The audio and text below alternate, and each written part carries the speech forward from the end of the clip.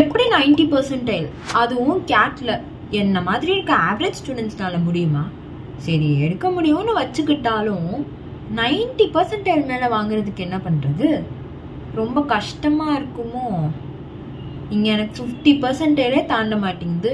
90%லாம் எல்லா மைண்ட் வாய்ஸ்க்கும் ஒரு full stop வச்சுக்கோங்க. பிகாஸ் இந்த எல்லா கேள்விகளுக்குமான பதில் நம்ம பால்சு சார் சொல்ல போறாரு. ஸோ இதை ஸ்கிப் பண்ணாம பாருங்க.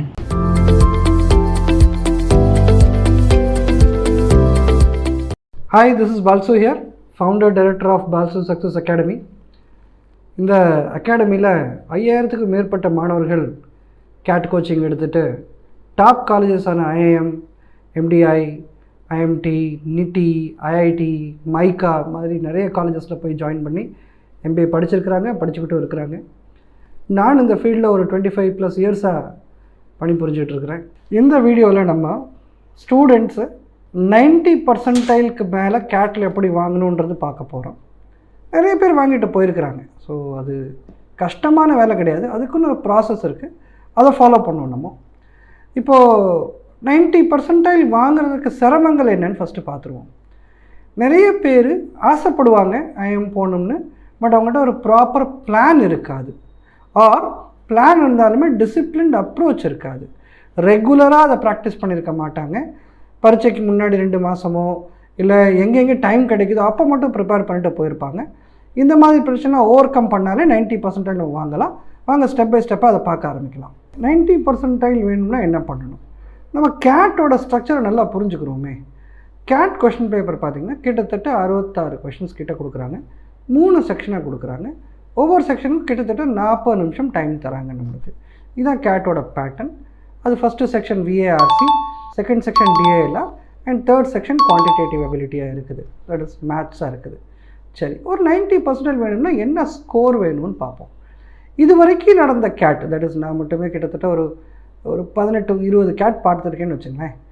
இந்த இத்தனை வருஷங்கள் கேட்டில் பார்த்திங்கன்னா ஒரு 90%க்கான ஸ்கோர் என்னவாக இருக்கும்னா 40லேருந்து 50க்குள்ளே மார்க் வாங்கினாலும் 90% கிடச்சிரும்.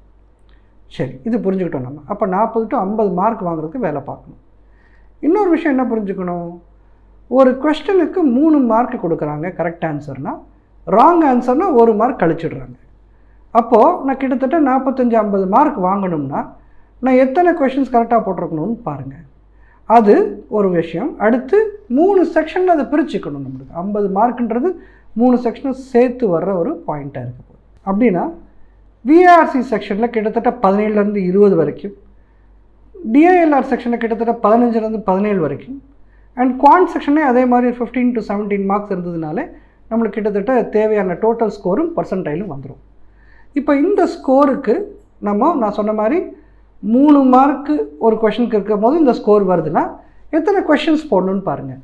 கிட்டத்தட்ட 8 கொஸ்டின், கிட்டத்தட்ட 7 கொஷின், 6 கொஷின் தான் ஒவ்வொரு செக்ஷனும் நம்ம கரெக்டாக போட வேண்டியது இருக்குது. ஒரு செக்ஷனில் கிட்டத்தட்ட 22 கொஷின்ஸ் கிட்ட கொடுக்குறாங்க. அது 22, 23, 24 மாறுபடும்.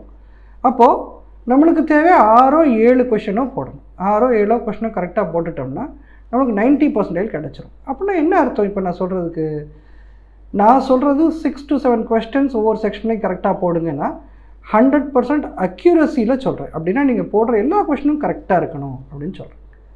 பட் இல்லை சார், நான் ப்ராக்டிஸ் பண்ணி பார்க்குறேன், எனக்கு அக்யூரஸி 70%, 80% தான் இருக்குது அப்படின்னா நான் ஒரு 10 கொஷின் போடுறேன்னா 7-8 தான் கரெக்டாக வருது, எப்படினாலும் 3 தப்பாக போயிடுது. அப்படின்னா நம்ம 70%, 80% ஏற்றாப்பில் அக்யூரஸி வருதுன்னா அதுக்கு ஏற்றாப்பில் நம்மளோட அட்டெம்ப்ட்ஸை கூட்டிக்கலாம்.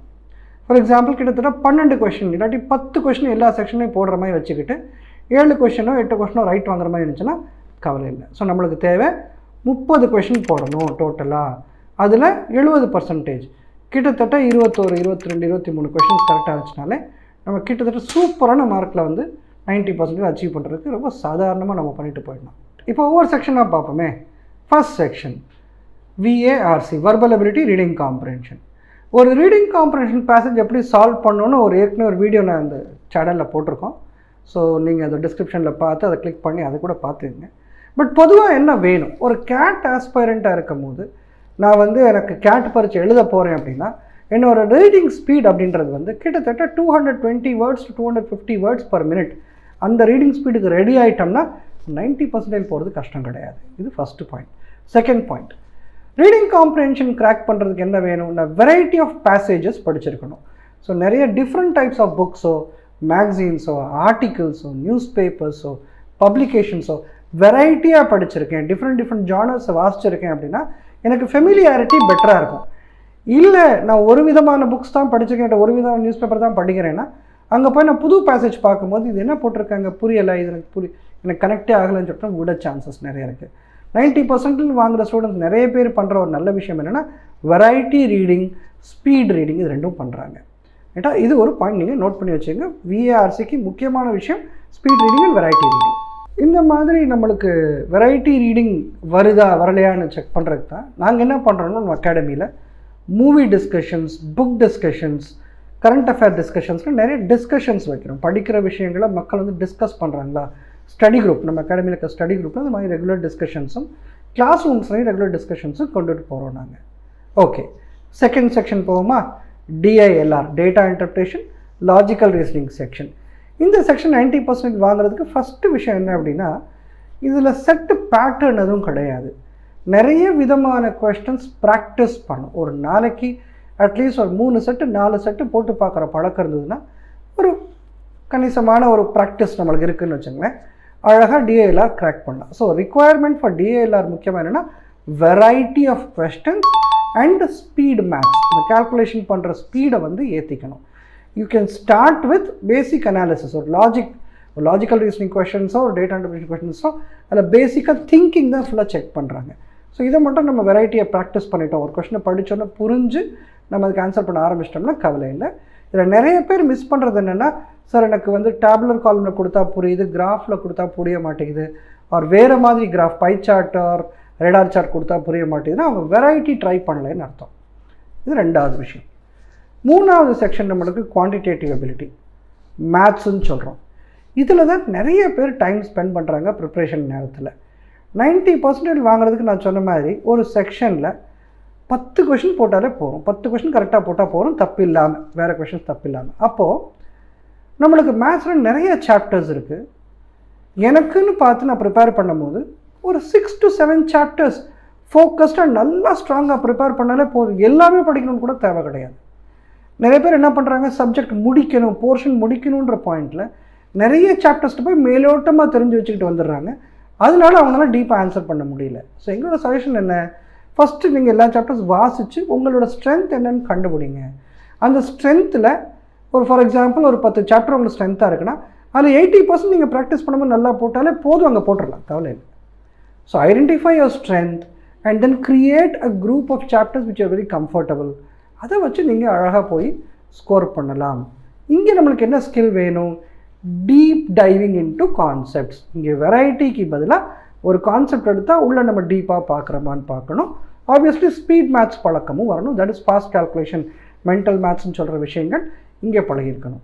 இது மூணும் பண்ணிவிட்டு ஒரு டெஸ்ட்டுக்கான ஸ்ட்ராட்டஜின்னு ஒன்று இருக்குது. அது என்ன அப்படின்னா நம்ம இதுக்கான நிறைய டெஸ்ட் ப்ராக்டிஸ் எடுக்கணும். டெஸ்ட் ப்ராக்டிஸ் எடுக்கும் போது நிறைய பேர் இது பண்ணுவாங்க, நிறைய டெஸ்ட் எடுத்துக்கிட்டே இருப்பாங்க, அப்புறம் போய் ஃபைனல் பரீட்சை எழுதுவாங்க. பட் ஒரு டெஸ்ட்டுக்கு இன்னொரு டெஸ்ட்டுக்கு நடுவில் அனாலிசிஸ் பண்ண மாட்டாங்க.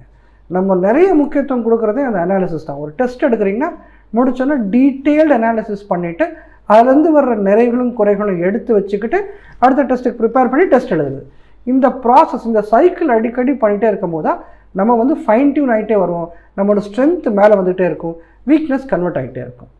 இந்த ஸ்ட்ராட்டஜி வச்சுக்கணும். இது சார்ந்தது டைம் மேனேஜ்மெண்ட்டும் பழகிக்கணும். நம்ம எந்த கொஷின்ஸ் எவ்வளோ நேரம் உட்காரணும், எந்த கொஷின்ஸ் ஒரு லெவலுக்கு மேலே விட்டுடலாம், ஏன்னா நமக்கு நிறைய டைம் இழுக்குது. இந்த மாதிரி ஸ்ட்ராட்டஜிஸும் பண்ணிவிட்டு கொஞ்சம் ஒரு நல்ல ப்ராக்டிஸ் பண்ணோம்னா 90% வாங்குறது சாதாரண விஷயம், கஷ்டம் கிடையாது. ஓகே, இந்த 3 செக்ஷன் எப்படி ப்ரிப்பேர் பண்ணணுன்னு பார்த்தோம், டெஸ்ட் அனாலிசிஸ் எப்படி பண்ணணுன்னு பார்த்தோம். இதெல்லாம் தாண்டி ஒரு முக்கியமான விஷயம் அப்படின்னா இந்த ப்ரிப்பரேஷன் ஜேர்னி ஃபுல்லாகவே நீங்கள் பாசிட்டிவ் மைண்ட் செட்டில் இருக்கணும்னு நாங்கள் கேட்டுக்கொள்கிறோம். அது ரொம்ப முக்கியமானது. நிறைய பேர் என்ன பண்ணுவாங்கன்னா அவங்க மேலே இருக்க செல்ஃப் டவுட்டும் ஊரில் இருக்கிற ரூமரும் பார்த்து கேட்டு அவங்க கன்ஃபியூஸ் ஆகிடுவாங்க, டிமோட்டிவேட் ஆகிடுவாங்க, இன்னும் சொல்ல போனால் டிப்ரெஷன் போயிடுவாங்கன்னு சொல்கிறோம் இல்லையா. இதெல்லாம் நடக்க சான்சஸ் இருக்குது. இதை அவாய்ட் பண்ணுறதுக்கு நம்ம மேலே இருக்க நம்பிக்கையும் ரூமர்ஸ் மேலே ஒரு பிலீஃபும் இல்லாமல் ஃபோக்கஸ்டாக நம்ம பாசிட்டிவ் மைண்ட் செட்டோட ப்ரிப்பேர் பண்ணால் 90% வாங்குறது ஈஸி தான்.